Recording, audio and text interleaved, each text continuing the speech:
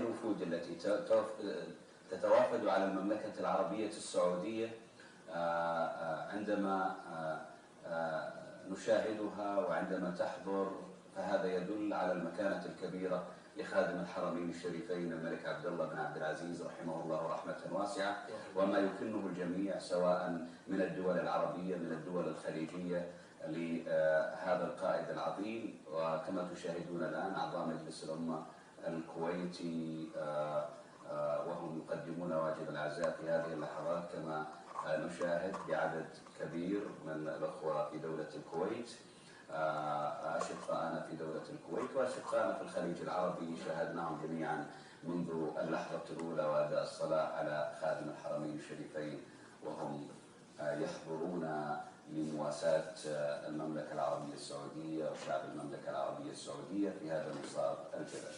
نعم، نذكر هنا هذا الصف الواحد الذي تحقق في هذه المناسبة المهيبة، فليس فقط وفود تزور إنما هم أصحاب البيت، وكما شاهدنا في الإعلام في دول الخليج العربية وفي كذلك الوطن العربي الانضمام وتحت القناة السعودية في بثها لهذه المناسبة، فهذا يدل على هذه الوحدة الحقيقية بين هذه الشعوب وكذلك بين قيادتها، فليس هناك مجاملة لتذكر في مثل هذه المناسبات، هذا واقع مشاهد في الواقع.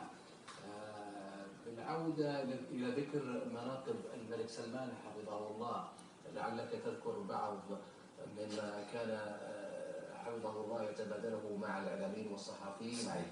وتلك المشاركات ربما نعم.